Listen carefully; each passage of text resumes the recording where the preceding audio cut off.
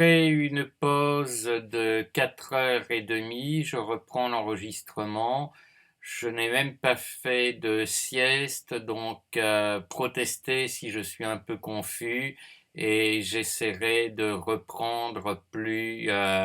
clairement ou d'expliquer. Donc j'en étais au tout début du texte, même si heureusement j'avais commencé par parler de la fin. Donc, je répète quand même rapidement ce que je viens de dire, enfin ce que j'ai dit il y a 4 heures et demie, mais que vous venez peut-être d'entendre. Il y a donc une contradiction là du capitalisme, une parmi d'autres. D'une part, la source de valeur, la source de capital est dans le travail humain, mais d'autre part, pour se développer, le capital fait de moins en moins appel au travail humain. Donc la richesse, aussi bien que la vraie, qui est un sous-produit de la recherche du profit capitaliste, que la richesse en capital, se trouve d'une part, donc je répète, avoir besoin du travail humain pour se développer, et d'autre part avoir de moins en moins besoin du travail humain. Donc c'est une contradiction pour la richesse capitaliste, ça en est moins une pour la richesse vraie, qui, elle, dépend vraiment, et là il n'y a pas de contradiction à voir, de l'état général de la science et du progrès technologique, le progrès technologique étant l'application de la science à la production. Entre parenthèses, une remarque que une ou un ou deux d'entre vous ont fait, mais maladroitement, en parlant, je crois, de cycle qui est bien, mais en ne le mettant pas en évidence. Je n'insiste pas parce que c'est quelque chose qui n'est pas là dans le fil central du texte. Il y a une interaction dans les deux sens de la science et du progrès technologique sur la production matérielle. Donc, phrase en dehors des parenthèses, la science, via le progrès technologique, sert à la production de biens matériels, permet de produire beaucoup plus facilement de la richesse vraie, mais par ailleurs, le développement de la production matérielle permet de développer la science. On est donc là dans un cercle vertueux puisque les sciences et techniques augmentent les possibilités de production et l'augmentation des possibilités de production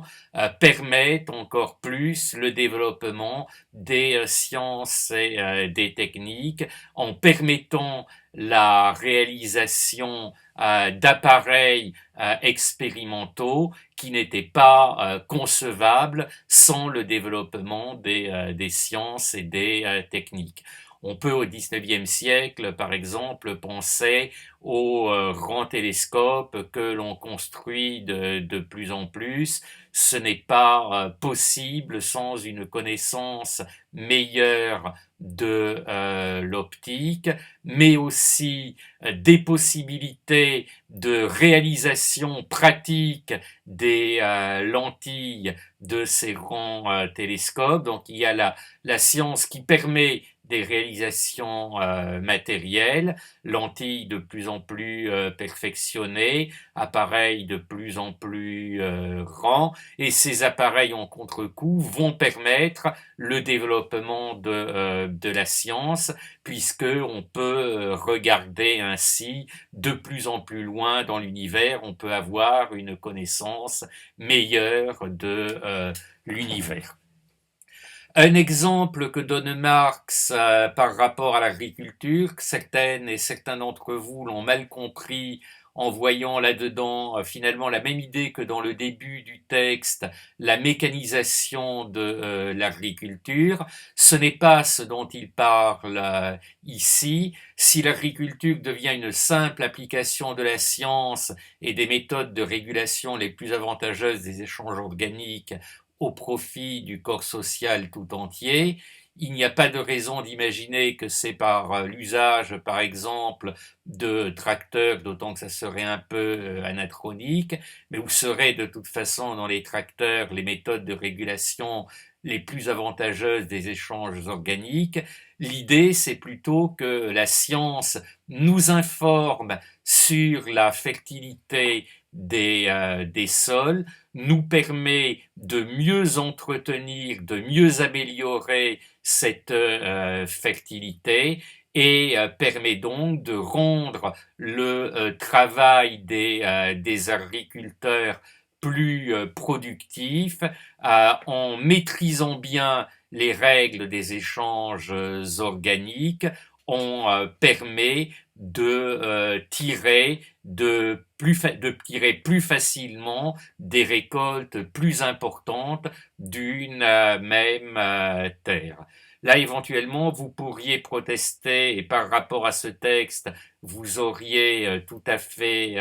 raison en disant que Marx, d'une certaine façon, se prononce ici en tant que partisan, non pas tant d'une agriculture industrielle que l'on peut comprendre justement comme une agriculture mécanisée, mais comme d'une agriculture d'exploitation et de surexploitation des sols. On sait qu'à trop vouloir tirer de bonnes récoltes de la terre, on appauvrit la terre. C'est effectivement quelque chose dont Marx n'a pas vraiment conscience au moment où il écrit ce texte, mais il va en fait en prendre conscience très rapidement en lisant les travaux d'un chimiste Liebig, ou Liebig pour bien prononcer à l'allemande, ou Liebig même, je crois, pour bien prononcer à l'allemande. Liebig qui tout en tant en chimiste, en étudiant comment effectivement une meilleure connaissance des sols peut permettre de les rendre plus productifs, étudie aussi comment la façon dont le capitalisme les rend plus productifs à court terme contribue à les appauvrir à long terme, et donc finalement quelque chose de peu intéressant. Et c'est pourquoi Marx écrira quelques années après, je n'ai pas la date précise en tête, un texte que l'on peut considérer là pour le coup comme annonciateur de l'écologie, où Marx dit que le capital détruit les sources de toute richesse, la terre et le travailleur. Il se rend compte à ce moment-là que l'agriculture technicisée telle qu'elle se pratique sous le capitalisme appauvrit la terre, détruit la terre. Il me semble qu'il garde néanmoins cette idée qu'il y a dans ce texte et qui, en tant que telle, me paraît juste, qu'une meilleure connaissance des règles chimiques qui régissent le fonctionnement des sols, qui régissent la fertilité des sols, peut permettre de les utiliser plus efficacement. Et si l'on sort du relativement court terme que demande le système capitaliste, peut permettre de les utiliser plus efficacement à long terme. Il n'y a pas de nécessité de mettre en opposition des récoltes meilleures plus facilement et un maintien de la fertilité des sols. La recherche de court terme du capitalisme déjà développé du 19e siècle détruit la terre en utilisant mal ses connaissances scientifiques. Il n'en reste pas moins que Marx est convaincu qu'il y a un bon usage des connaissances scientifiques. Donc la richesse réelle, oui, une remarque sur le capitalisme du 19e siècle, qui est un capitalisme développé, qui a déjà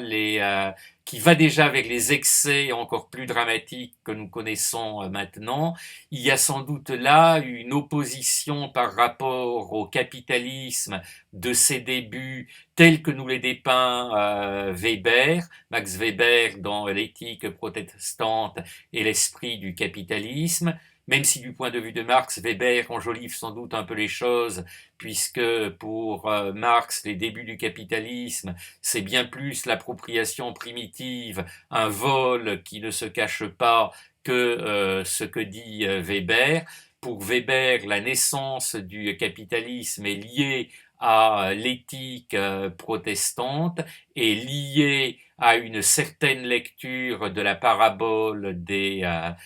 talents, l'idée qu'il faut investir pour le plus grand profit de Dieu, mais cet investissement qui se fait pour le plus grand profit de Dieu n'est pas un investissement à court terme. Le développement du capital à l'origine du système capitaliste, d'après les analyses de Weber, est un développement à long terme. Le capitalisme naît avec une pensée du temps long, et au fur et à mesure qu'il se développe, le temps long se raccourcit de plus en plus, et on peut penser qu'en se raccourcissant, en raccourcissant le temps, le capitalisme perd au fur et à mesure ce qu'il avait de positif en étant lié à une certaine éthique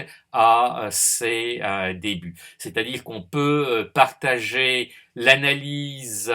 valorisatrice de Weber pour les débuts du capitalisme, et néanmoins dénoncer un capitalisme qui devient destructeur avec le temps. Marx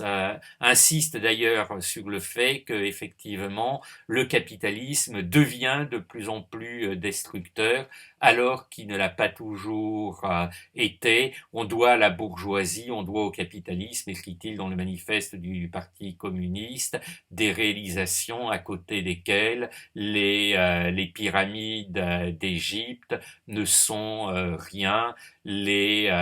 chemins de fer, pour parler des réalisations qu'il voit en son temps, pour être déjà un peu anachronique. On pourrait parler de la tour Eiffel, on pourrait parler de certains grands édifices qui, si on y réfléchit, si on les fait coexister avec une nature qui par ailleurs pourrait être maintenue, sont effectivement de belles réalisations, et peuvent être compris comme allant dans le sens d'une écologie bien comprise, une écologie de la diversité, et non pas une écologie qui impose un mode de vie unique, c'est-à-dire que l'addition de l'urbanisme à la vie rurale, c'est, me semble-t-il, dans une perspective marxienne, quelque chose de positif, là où en revanche la domination de l'urbanisme sur la vie rurale, la disparition de la vie rurale, est quelque chose de tout à fait négatif. Mais en fait, il ne faut pas croire même que Marx favorise les villes. Je lui prête peut-être mes défauts de personne éduquée encore à une période d'extension du modernisme, où quand j'étais petit on ne voyait pas encore vraiment les dangers. Marx et Engels critiquent eux-mêmes la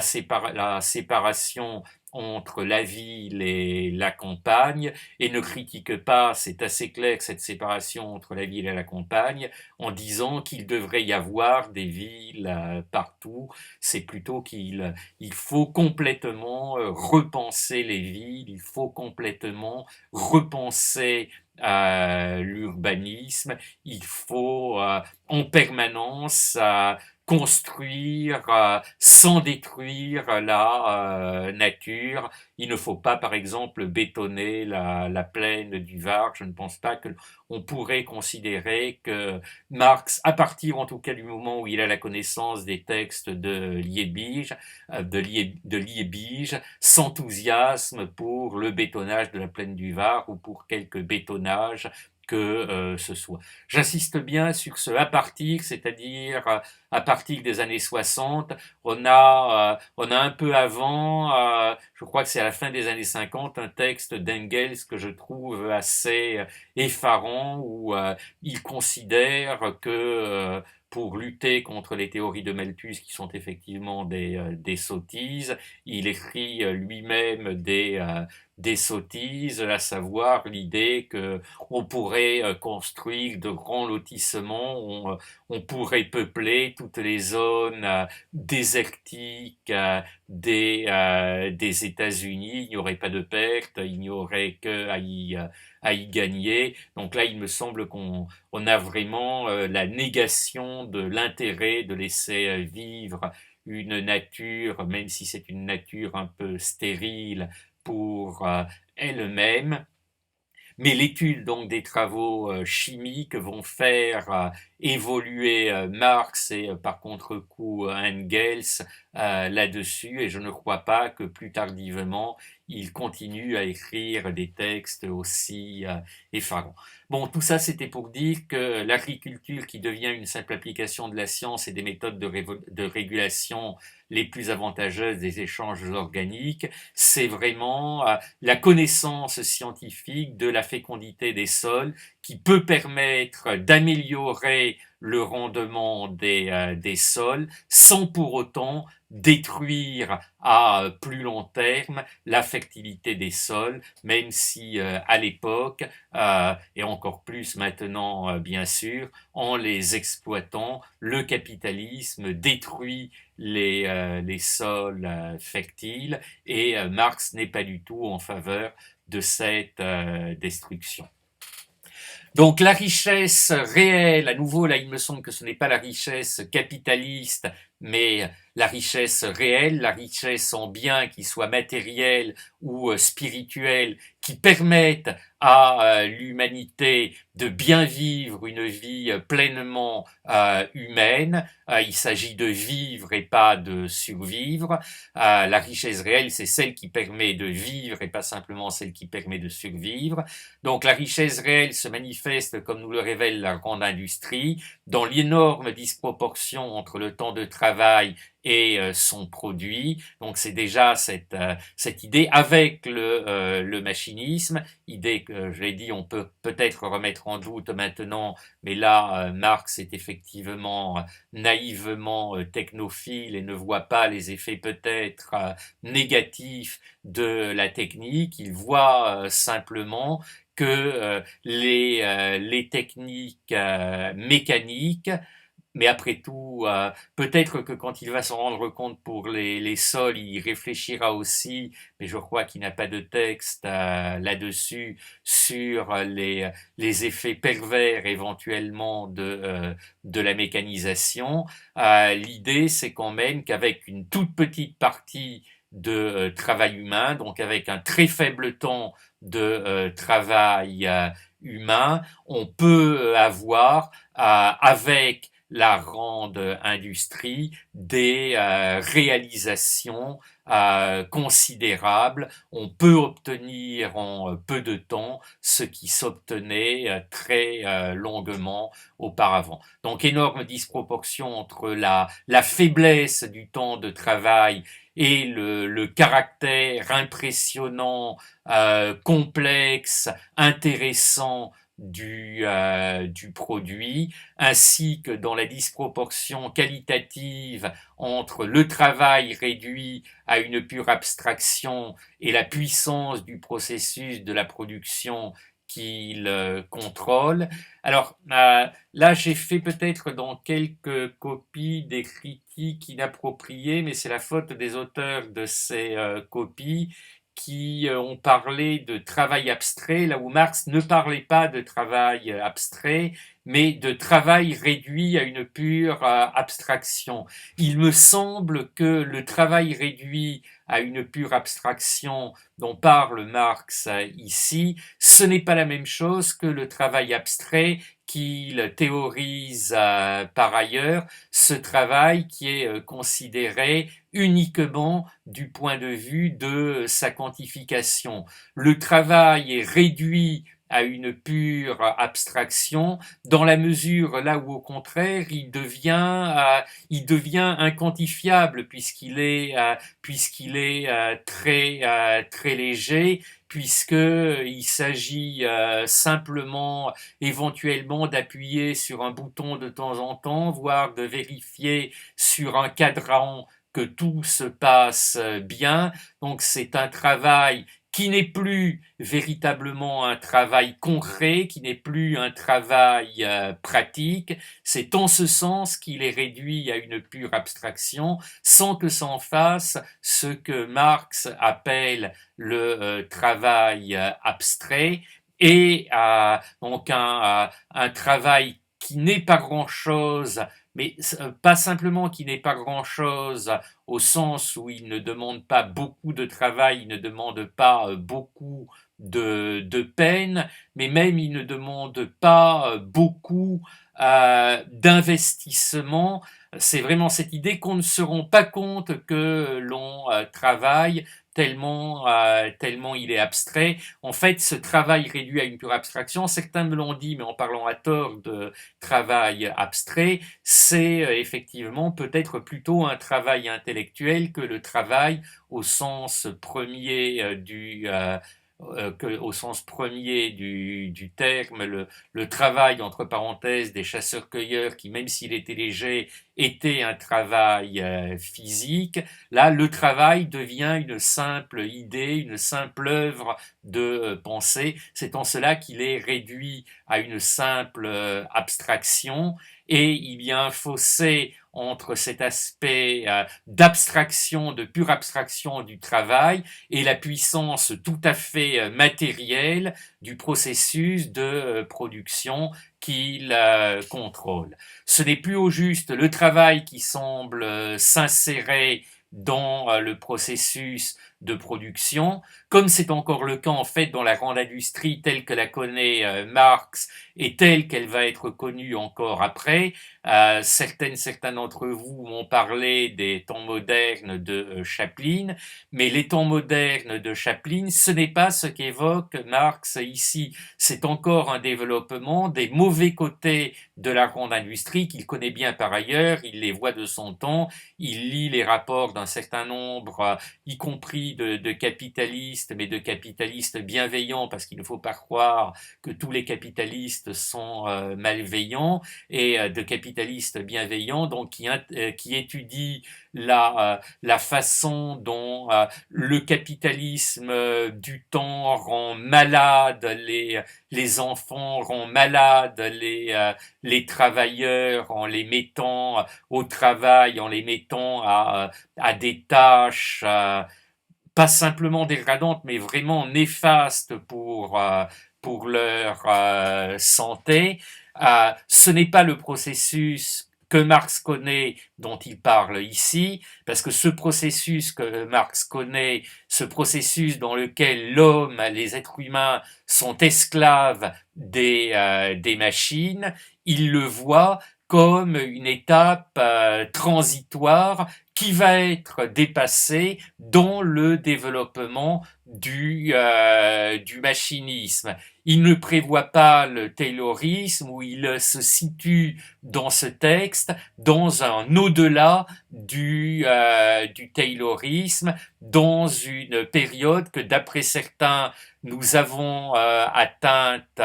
maintenant, mais d'après d'autres non. Là, il y a vraiment des désaccords entre économistes, y compris entre économistes nourris de la pensée de Marx. Les uns disent que nous sommes rentrés dans une période où une partie de plus en plus importante du travail est et ce travail qui n'est plus un travail au sens traditionnel du terme, qui est un travail intellectuel, le travail des développeurs de logiciels, le travail des rappeurs, le travail des entreteneurs de spectacles, et que maintenant c'est ce travail entre guillemets le travail des chercheurs scientifiques, y compris précaire, parce qu'on est toujours en système capitaliste, et donc il n'est pas question que les gens s'épanouissent dans leur travail, il faut leur maintenir la pression. Donc pour certains, on est maintenant dans cette période du capitalisme qu'évoquait Marx, où le travail de l'homme n'est plus le travail traditionnel, où il est réduit à une pure abstraction parce que c'est uniquement un travail intellectuel. D'autres économistes marxistes disent oui, mais vous oubliez tous les gens qui travaillent dans les sweatshops à la frontière du Mexique et des États-Unis. Vous évoquez toutes celles et tous ceux qui sont surexploités en Chine, qui sont surexploités dans un certain nombre de pays dits maintenant plutôt émergents que du tiers-monde, et dont le travail est toujours bien physique. Donc je ne sais pas si on a atteint la phase que Marx évoque ici, mais en tout cas la phase qu'il évoque, ce n'est pas celle que l'on a connue où l'homme ou l'être humain n'est qu'un rouage de la machine, c'est la phase où l'être humain se comporte en surveillant et en régulateur. L'être humain qui se comporte en surveillant et en régulateur du processus de travail, c'est déjà une libération de l'être humain par rapport à ce qu'il y a d'asservissant dans ce travail. C'est une reprise en compte par l'être humain de l'intérêt du travail. En fait, ce travail réduit à une pure abstraction permet d'une manière paradoxale ou dialectique de re-rendre le travail plus concret. Là où celui qui n'est qu'un rouage de la machine, le travailleur des manufactures de Manchester au XIXe siècle, Charlot dans les temps modernes, ne comprend pas le sens de ce qu'il fait, parce que effectivement ce qu'il fait n'a aucun sens. Le travailleur, l'être humain qui se comporte en surveillant et en régulateur de la machine, surveille et régule d'autant mieux qu'il comprend le processus de la machine, qu'il comprend ce que réalise la machine, qu'il surveille et qu'il contrôle. C'est-à-dire que Marx prévoit, parce qu'il ne le voit pas en son temps on est à l'époque la plus pas la plus, parce que le début du XXe siècle, ça va pas être triste ou drôle, suivant la façon de s'exprimer non plus, mais au temps de Marx, on est vraiment à une période où le capitalisme oppresse les gens en faisant perdre tout sens à leur activité. Marx dit que avec le machinisme, les travailleurs vont comprendre à nouveau le sens de leur activité, parce qu'ils auront un rôle de surveillant et de régulateur, et non plus le rôle de simple rouage de la machine, et ce qui est dit du machinisme vaut au même degré pour la combinaison des activités humaines et le développement du commerce. Une agriculture raisonnée est une agriculture dans laquelle, non pas comme dans l'agriculture industrielle du 19e siècle, on voit se multiplier, ça sera plus encore le cas au 20e siècle, des ouvriers agricoles pour lesquels le travail agricole perd tout sens, alors que le travail agricole avait du sens pour le paysan d'antan, même si le paysan était dépossédé de ce qu'il produisait par son suzerain. Il savait ce qu'il produisait, il comprenait ce qu'il produisait, mais en même temps, il produisait à partir de savoir-faire mal analysé. Le développement de la science agricole, le développement de la biologie fera du paysan non plus quelqu'un qui se contente de cultiver les sols avec en répétant des savoir-faire qui marchent mais sans comprendre comment ils marchent et du coup en se fatiguant peut-être plus qu'il n'est nécessaire, comprenant les règles de la fertilité des sols, le paysan sera un chimiste en même temps qu'il sera paysan, il aura moins à se fatiguer et il comprendra mieux qu'avant ce qu'il fait et ça vaut à tous les niveaux pour la combinaison des activités humaines et le développement du commerce. Il y a la possibilité d'avoir une compréhension toujours plus grande de ce qui se passe, y compris en système capitaliste, même si en système capitaliste, c'est contradictoire puisqu'il y a de moins en moins besoin du travail qui enrichit le capital, et donc s'il y a un moment, le système capitaliste va devoir éclater. Donc le travailleur ne s'interpose plus comme un chaînon entre l'objet naturel modifié et lui-même. Dans une économie pré-capitaliste, celui qui veut, par exemple, et qui sait fabriquer des chaussures est un chaînon entre la chaussure qui va avoir à la fin, qu'il va s'approprier éventuellement pour la vendre, pour la croquer, cette chaussure qui est une réalisation de lui. Donc il est un chaînon entre l'objet naturel modifié, la chaussure et lui-même. Il y a aussi, en fait, c'est pas l'objet naturel modifié et lui-même. Euh, il y a plutôt, oui, il y a lui d'un côté. L'expression ne me semble pas très bonne là, ou alors je comprends aussi mal qu'un certain nombre d'entre vous l'ont compris. Il y a à la base les éléments matériels qu'il travaille et les travaillant, il est un chaînon entre ces éléments naturels qu'il travaille et l'objet naturel qu'il va modifier à partir des éléments naturels. Donc en fait, plutôt que chaînon entre l'objet naturel modifié et lui-même, il me semble qu'il ne s'interpose plus comme un chaînon entre euh, les, euh, les bases matérielles, entre les substances matérielles, les substances naturelles qu'il va travailler et l'objet naturel modifié. Dans le travail industriel, il n'y a plus ce rôle de médiation de l'être humain. Oui, d'ailleurs, c'est bien ce qui est indiqué après la nature non organique dont ils seront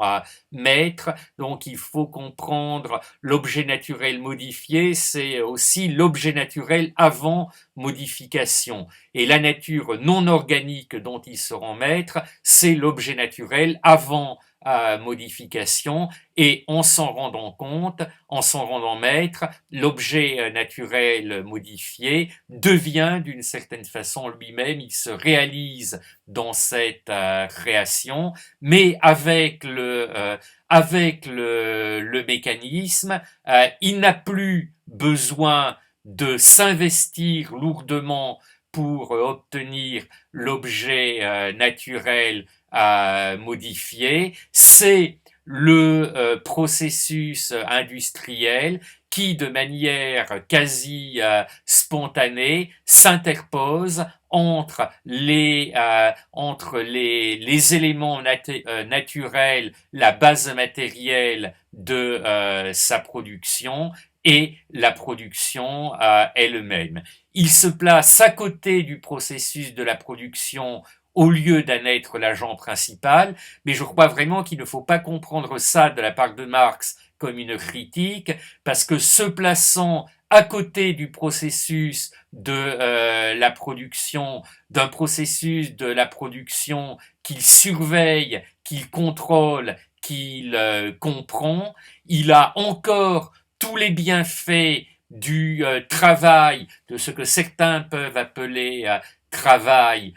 dans l'état antérieur des choses, sans en avoir les méfaits, sans qu'il y ait la contrainte pénible. Oui, je crois que je l'ai déjà dit en cours, j'y reviendrai peut-être, j'y reviens quand même ici. Il me semble qu'il y a vraiment deux sens de travail chez Marx. Il y a d'une part le travail en tant que travail aliéné qui existe d'ailleurs non seulement sous le capitalisme, mais qui existe dans toutes les sociétés de classe, et peut-être même avant les sociétés de classe, dans des périodes où l'être humain pense à la pénurie et travaille au-delà de ce qu'il aurait envie de travailler parce qu'il veut prévoir les jours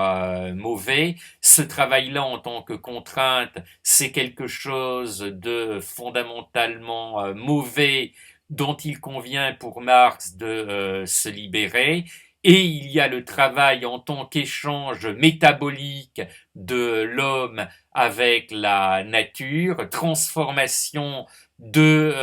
la nature par l'être humain qui est une partie de la nature, mais la nature étant, je le répète, tout aussi bien une partie de l'être humain. Donc on peut dire, si on veut, qu'on est dans du prométhéisme, mais ce n'est pas du prométhéisme au sens de domination de la nature, c'est du prométhéisme au sens de coopération avec la nature, permettre à la nature de donner ce qu'il y a de meilleur en elle-même et de donner ce qu'il y a de meilleur en elle-même, non seulement du point de vue humain, mais aussi du point de vue de la nature. Bon, par ailleurs, j'ai largement critiqué à partir de Whitehead cette dichotomie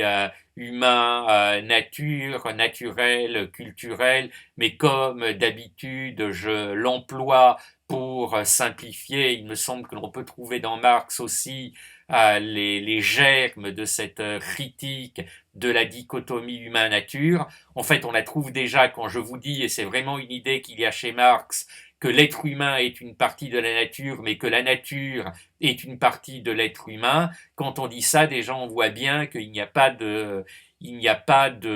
fondement à une opposition absolue entre être humain et nature. D'une certaine façon, il s'agit de la même chose. On n'est pas dans une pensée binaire, on est dans une pensée bien plus subtile, bien plus nuancée, mais il est plus simple de parler de manière binaire et de manière non subtile. Donc l'être humain se place à un moment du développement du machinisme à côté du processus de la production. Ah oui, non, je parlais du travail. Donc il y a le travail asservi, le travail contraint qui est mauvais pour Marx, dont il faut libérer l'être humain. Et il y a le travail en tant qu'échange métabolique de l'être humain avec la nature, le travail en tant qu'activité humaine par laquelle l'être humain accomplit autant qu'il le désire et pour autant qu'il le désire ses potentialités et apprend ainsi à connaître la nature et apprend ainsi à se connaître lui-même. Ce travail-là non contraint, cette activité proprement humaine, en revanche, Marx la valorise tout à fait. Mais personnellement, même si Marx emploie le terme travail pour les deux, même s'il lui arrive de dire qu'il faut libérer le travail, il parle aussi de libérer l'être humain du travail. Et personnellement, je suis plutôt du côté du choix de cette deuxième terminologie, libérer l'être humain du travail. Et j'aime mieux réserver le terme de travail au travail contraint, au travail asservi, au travail plus ou moins aliéné, et ne pas parler de travail pour cette activité profondément humaine, d'action sur la nature, de transformation avec la nature. Parce que fondamentalement, il me semble que les gens qui valorisent le travail le font toujours plus ou moins consciemment, plus ou moins volontairement, avec cette arrière-pensée, pas forcément la leur, mais celle d'autres, qu'il faut vraiment contraindre les gens au travail et on prétend voir un aspect libérateur du travail pour enchaîner les gens à un travail qui n'est en rien libérateur. Il suffit d'entendre tous les discours autour du RSA, du RMI. Ah oui, mais c'est dramatique, ces pauvres gens. En fait, c'est pour eux même qu'on va les obliger à travailler en échange de leurs revenus, parce que sinon, ils sont complètement désocialisés et paf, on leur impose ou on veut leur imposer des tâches ennuyeuses, des tâches fatigantes, des tâches pénibles dont les conditions du capitalisme, personne ne veut, sous prétexte de les faire travailler et de les insérer socialement, sans se rendre compte ou en refusant de se rendre compte que bien souvent ils font du travail au sens authentique du terme. Il y a nombre de gens, pas tous peut-être parce que nous sommes déformés par le système capitaliste dans lequel nous vivons et que par réaction certains profitent de leur temps libre pour effectivement ne rien faire du tout, s'effondrer devant leur télé avec un pack de bière et se contenter de regarder de la télé-réalité. Mais je connais bien des gens au RSA qui profitent de leur RSA pour animer des associations, pour essayer de faire des réalisations artistiques, littéraires, picturales et autres, pour travailler au sens que donne Marx à ce terme, au sens enrichissant pour l'être, enfin que donne Marx à ce terme quand il valorise le travail. Et il me semble que donc le discours de valorisation du travail qu'il y a dans notre société, c'est toujours en fait un discours de valorisation de l'asservissement et non pas un discours de valorisation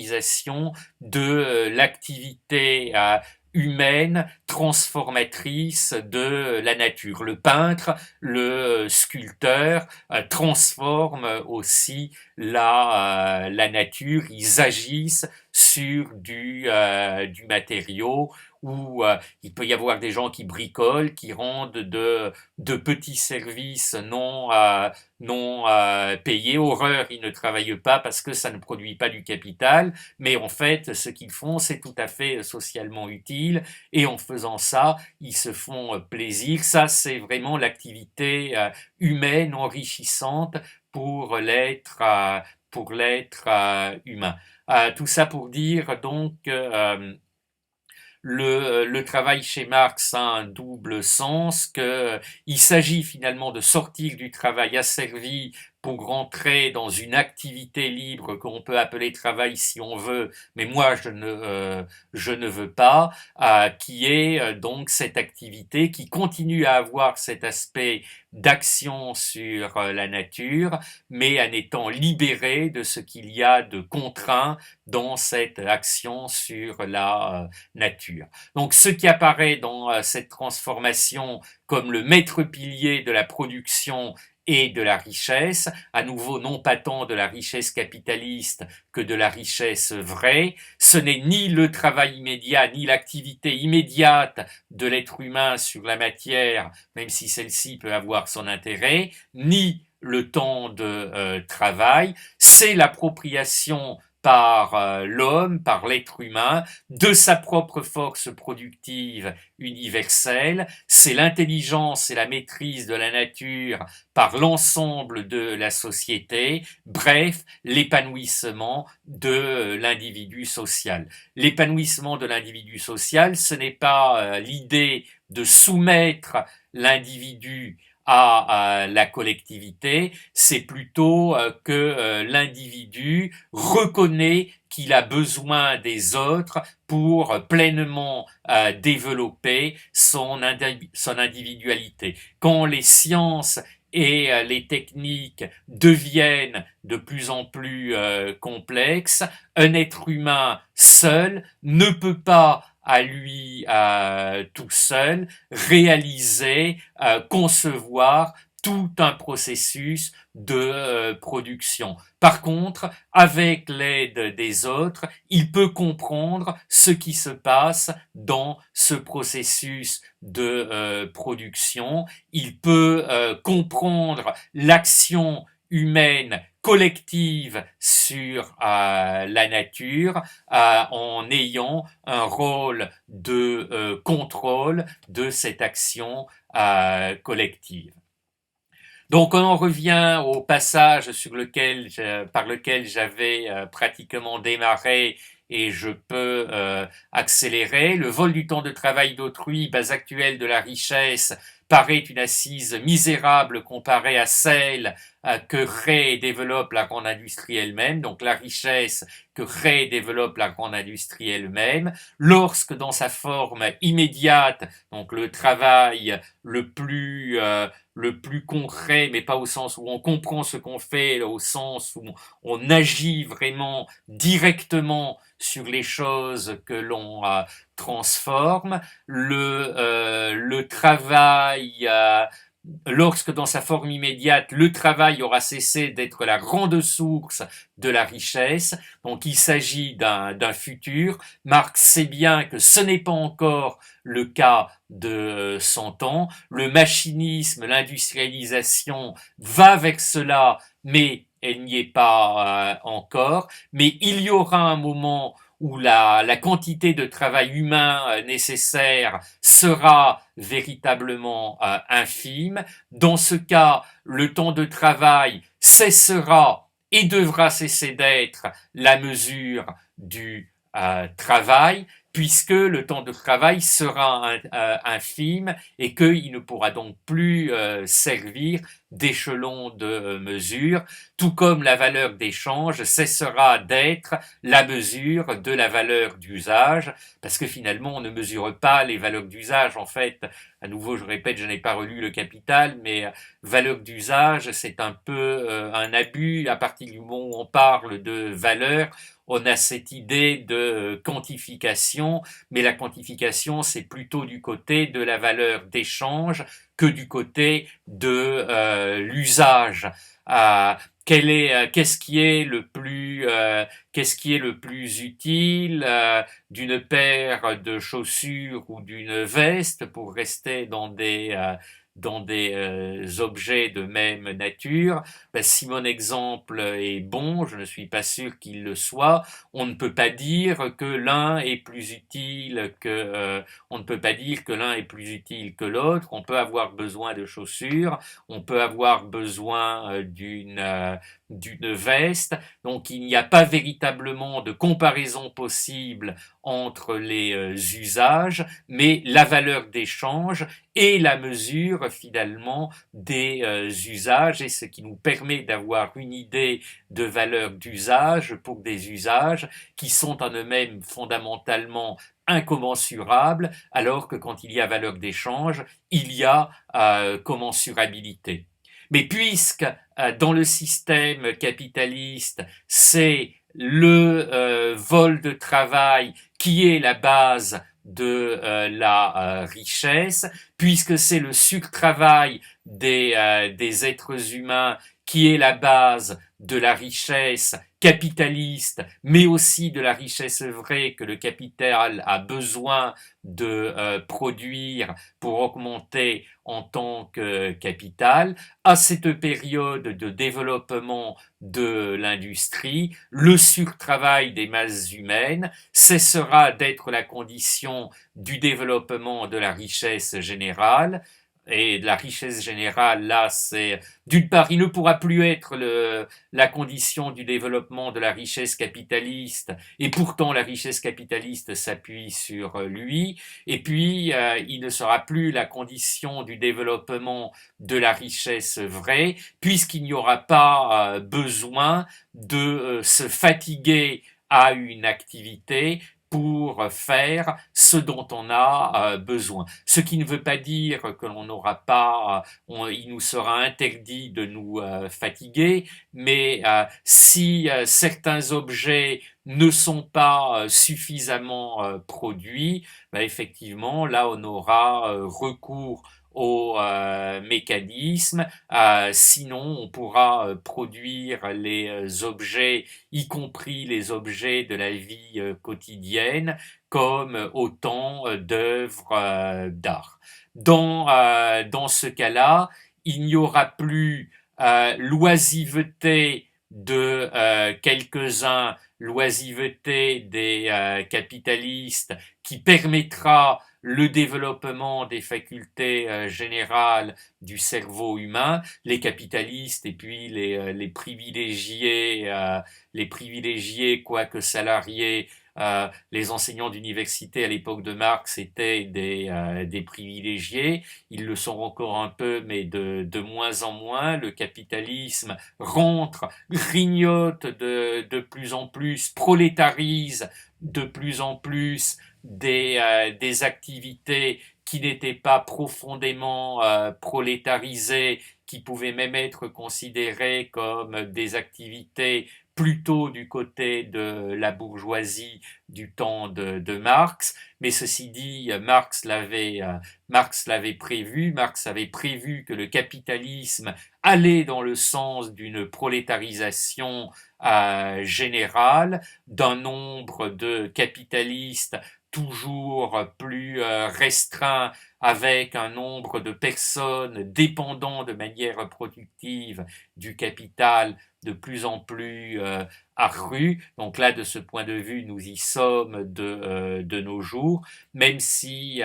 maintenant, donc à nouveau, c'est un peu ça le capitalisme cognitif, l'outil de production, la production devient une production intellectuelle, n'est plus la production matérielle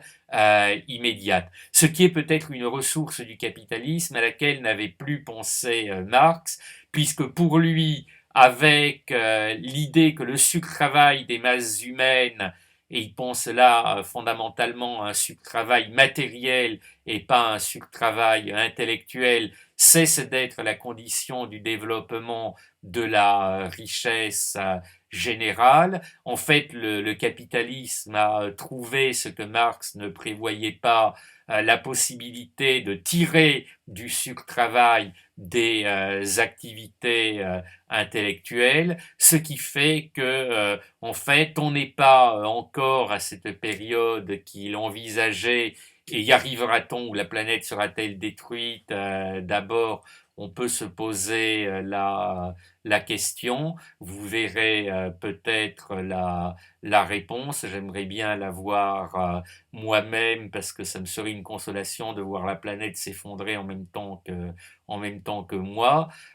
Mais donc, arrivera-t-on à cette période que Marx prévoyait où y aura-t-il un effondrement de l'humanité avant? En tout cas, Marx envisageait qu'avant l'effondrement de l'humanité, avant l'effondrement de la planète, viendrait le moment où la production fondée sur la valeur d'échange s'effondre. Donc on sort du capitalisme, et c'est ce que je disais là, on a un côté optimiste de Marx parce qu'on sort du capitalisme comme effet même du capitalisme sans